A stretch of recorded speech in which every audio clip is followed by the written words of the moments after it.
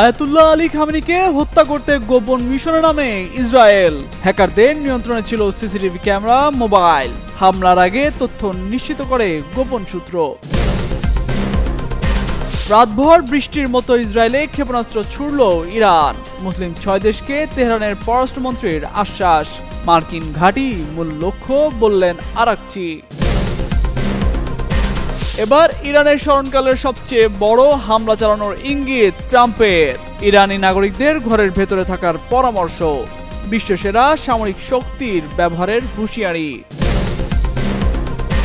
তৃতীয় বিশ্বযুদ্ধ নিয়ে পুতিনের শঙ্কা প্রকাশ। ট্রাম্পের আগ্রাসী নীতি অব্যাহত থাকলে নেমে আসতে পারে ভয়াবহ পরিণতি। ইরানে হামলা ইস্যুতে ন্যাটোর স্পষ্ট বার্তা। লড়াইয়ে সরাসরি জড়ানোর কোনো পরিকল্পনা নেই, জানালেন জোটের মহাসচিব।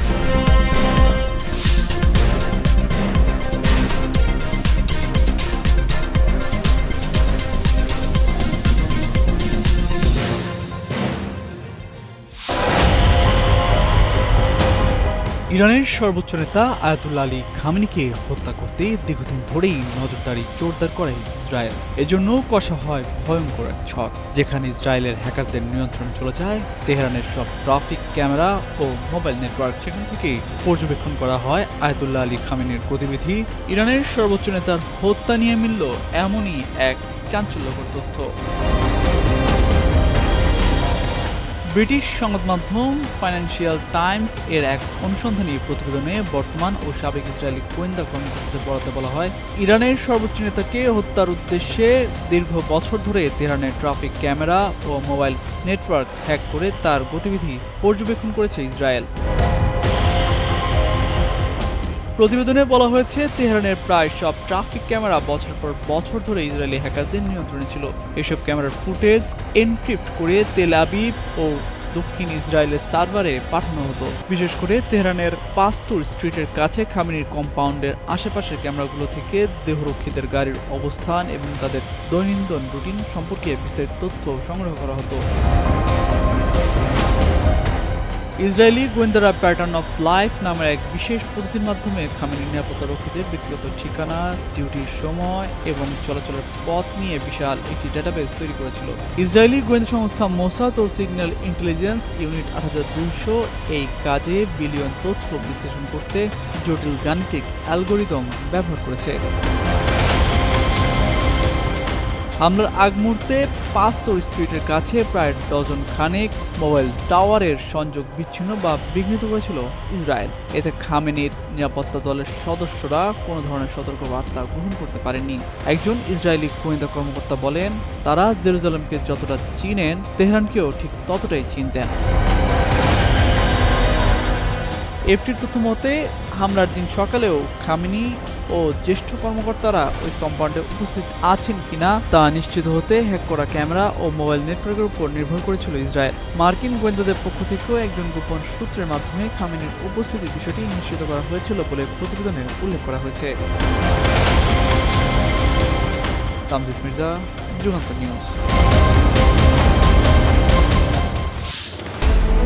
মধ্যপ্রাচ্যের আকাশে এখন শুধু গোলা বারুদের গন্ধ। যুদ্ধের ধোঁয়ায় আতঙ্ক ছড়িয়ে পড়েছে জনজীবনে। চলমান যুদ্ধের মধ্যেই নতুন করে উত্তপ্ত হয়ে উঠেছে পরিস্থিতি। বাড়ছে আঞ্চলিক সংঘাত ছড়িয়ে পড়ার শঙ্কা। এই প্রেক্ষাপটে আরব দেশগুলোর উদ্দেশ্যে আশ্বাস দিয়েছে ইরান। দেশটির পররাষ্ট্রমন্ত্রী আব্বাস আরাকচি জানিয়েছেন, যুদ্ধ চললেও ইরানের লক্ষ্য আঞ্চলিক কোনো প্রতিবেশী দেশ নয়, বরং চলমান সংঘাতের মধ্যেই ইরান কেবল যুক্তরাষ্ট্রের সামরিক উপস্থিতিকেই লক্ষ্যবস্তু করছে। মঙ্গলবার রাষ্ট্রীয় গণমাধ্যমে দেওয়া এক সাক্ষাৎকারে তিনি বলেন, ইরান প্রতিবেশী দেশগুলোর বিরুদ্ধে কোনো হামলা চালাচ্ছে না। তার দাবি, মার্কিন সামরিক ঘাঁটিগুলোই ইরানের হামলার মূল লক্ষ্য এবং মার্কিন সেনারা অবস্থান বদল করলেও হামলা থেকে রেহাই পাবে না। যুদ্ধ চলাকালীন এই পরিস্থিতিতে আরাকচি আরও অভিযোগ করেন, কূটনৈতিক আলোচনা অব্যাহত থাকা সত্ত্বেও ইসরায়েলের সঙ্গে মিলে বিমান হামলা চালিয়ে যুক্তরাষ্ট্র কূটনীতির পথকে দুর্বল করেছে। সতর্ক করে তিনি বলেন, এভাবে সংঘাত অব্যাহত থাকলে পুরো মধ্যপ্রাচ্য আরও বড় অস্থিরতার দিকে এগিয়ে যেতে পারে। ইরানের সঙ্গে চলমান সামরিক উত্তেজনার মধ্যেই এক বিস্ফোরক বার্তা দিয়েছেন মার্কিন প্রেসিডেন্ট ডোনাল্ড ট্রাম্প। সোমবার সিএনএনকে দেওয়া এক বিশেষ সাক্ষাৎকারে তিনি জানান, ইরানের সঙ্গে চলমান যুদ্ধে যুক্তরাষ্ট্র ইতিমধ্যে বড় ধরনের সামরিক হামলা চালালেও সবচেয়ে বড় ঢেউ এখনও আসেনি। ট্রাম্পের ভাষ্যমতে মার্কিন বাহিনী বর্তমানে ইরানকে পরিকল্পিতভাবে আঘাত করছে। বিশ্বসেরা সামরিক শক্তির ব্যবহার করে অভিযানটি বেশ সফলভাবে এগোচ্ছে। লক্ষ্য অর্জনে তারা নির্ধারিত সময়ের চেয়েও এগিয়ে আছেন। তবে ট্রাম্প স্পষ্ট করে বলেন তিনি এই সংঘাতকে দীর্ঘস্থায়ী করতে চান না। 4 সপ্তাহের মধ্যে একটি স্থিতিশীল পর্যায়ে আসবে বলে তিনি আশাবাদী। সামরিক পদক্ষেপের পাশাপাশি ইরানের সাধারণ জনগণের সুরক্ষার বিষয়েও কথা বলেছেন ট্রাম্প। বর্তমান পরিস্থিতিকে অত্যন্ত ঝুঁকিপূর্ণ আখ্যা দিয়ে ইরানি নাগরিকদের ঘরের ভেতরে থাকার পরামর্শ দিয়েছেন তিনি। সতর্ক করে বলেন শিগগিরই আরও কঠোর ও বড় ধরনের হামলা শুরু হতে যাচ্ছে।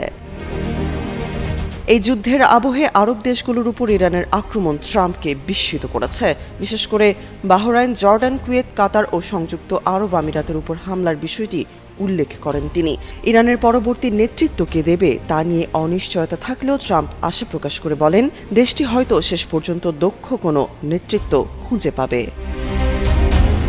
তামান্না তাবাসসুম শ্রেয়া, যুগান্তর নিউজ। ইরানের রাজধানী তেহরানে ইসরায়েল যুক্তরাষ্ট্রের যৌথ হামলার পর যুদ্ধের দামামা বেজে উঠেছে পুরো মধ্যপ্রাচ্য জুড়ে। ইরানের সর্বোচ্চ নেতাকে হত্যার জেরে গোটা অঞ্চল জুড়ে ছড়িয়ে পড়েছে সংঘাতের আগুন। তেহরানের পাল্টা ক্ষেপণাস্ত্র হামলায় উপসাগরীয় বিভিন্ন দেশও ব্যাপক রোষানলে পড়েছে।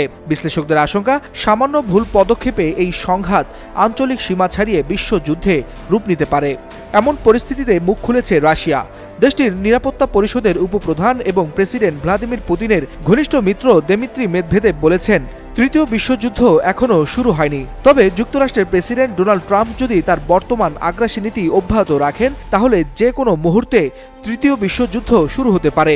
মেদভেদেভের দাবি ইরানে হামলার মধ্য দিয়ে যুক্তরাষ্ট্রের আসল রূপ উন্মোচিত হয়েছে, আর তার এই মন্তব্য নতুন করে বৈশ্বিক কূটনীতিতে আরও উত্তেজনা বাড়িয়ে দিয়েছে। বিশ্লেষকদের মতে যুক্তরাষ্ট্র, ইসরায়েল, ইরান ও উপসাগরীয় দেশগুলোর দ্বন্দ্ব যদি দ্রুত নিয়ন্ত্রণে না আসে তাহলে তা বিশ্ব রাজনীতিতে ভয়াবহ মোড় নিতে পারে।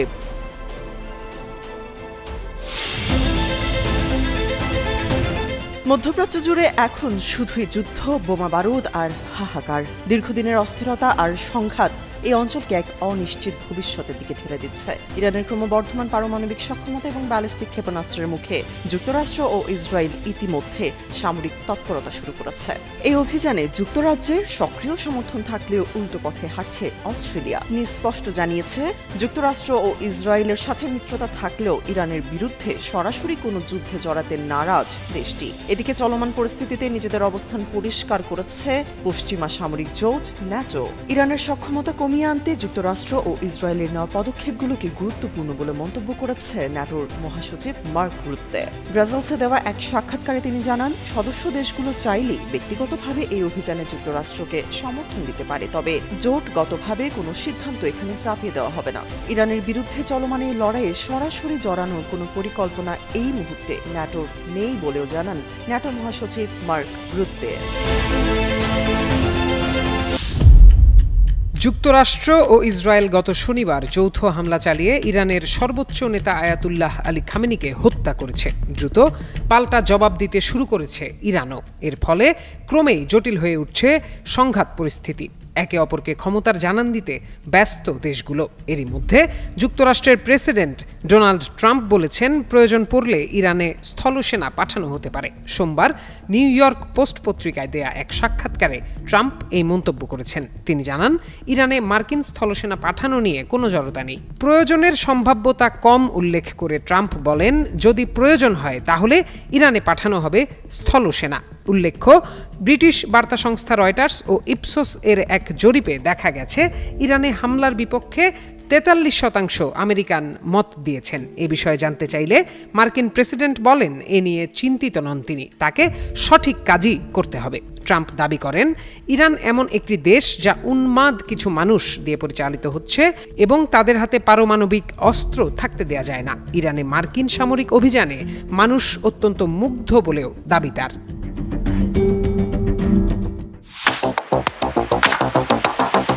ইরান ও ইসরায়েলের চলমান সংঘাত গভীর থেকে গভীরতর হচ্ছে। এরই মধ্যে ইসরায়েল ও মার্কিন যুক্তরাষ্ট্রের হামলায় ইরানের সর্বোচ্চ নেতা আয়াতুল্লাহ আলী খামেনির মৃত্যুর খবর নিশ্চিত হওয়া গেছে। ধারণা করা হচ্ছে এর ফলে আরও ঘনীভূত হবে যুদ্ধ পরিস্থিতি।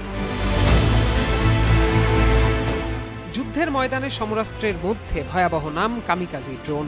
শত্রুকে মোকাবিলায় এটি বেশ আগে থেকেই ব্যবহার করে আসছে ইরান। গত বছরের জুনে ইসরায়েলি আগ্রাসনের জবাব দিতে গিয়ে 12 দিনের যুদ্ধে এই ড্রোন ব্যবহার করেছিল তেহরান। এছাড়াও বর্তমানে রাশিয়া ইউক্রেন যুদ্ধ এবং মধ্যপ্রাচ্যের সংঘাতে ইরানি শহীদ 136 ড্রোন বা কামিকাজি ড্রোনের ব্যাপক ব্যবহার দেখা যাচ্ছে। কামিকাজি ড্রোন হলো এমন এক ধরনের বিশেষ ড্রোন বা চালকবিহীন বিমান যা লক্ষ্যবস্তুতে সরাসরি আছড়ে পড়ে নিজেকে ধ্বংস করার মাধ্যমে বিস্ফোরণ ঘটায়। একে সামরিক পরিভাষায় লোইটারিং মিউনিশন বা আত্মঘাতী ড্রোন বলা হয়। সাধারণ ড্রোন হামলা চালিয়ে ফিরে এলেও কামিকাজি ড্রোন শুধু একমুখী অভিযানের জন্য তৈরি। এটি নিজেই একটি শক্তিশালী বোমা বা মিসাইল হিসেবে কাজ করে, হামলা করে নিজে ধ্বংস হয়ে যায়, ফলে আর ফিরে আসে না ড্রোনটি। এই ড্রোনের লোয়েটারিং বা অপেক্ষা করার বিশেষ ক্ষমতা আছে। লোয়েটারিং বলতে বোঝায় আকাশে দীর্ঘ সময় ধরে অবস্থানের সক্ষমতা। উপযুক্ত লক্ষ্যবস্তু খুঁজে না পাওয়া পর্যন্ত এই বিশেষ ড্রোন আকাশপথে অপেক্ষা করতে পারে। নির্ভুল লক্ষ্য ভেদেও এটি বিশেষ দক্ষ। জিপিএস সেন্সর বা রিমোট কন্ট্রোলের সাহায্যে এটি অত্যন্ত নিখুঁতভাবে লক্ষ্যবস্তু শনাক্ত করে সেটিতে আঘাত আনে। কামিকাজি ড্রোন প্রথাগত মিসাইলের তুলনায় সস্তা, এমনকি ছোট আকারের হওয়ায় রাডারে ধরা পড়াও কঠিন। ইরানে হামলা করার জন্য মার্কিন বাহিনী কামিকাজি ড্রোন বহর প্রস্তুত করেছে।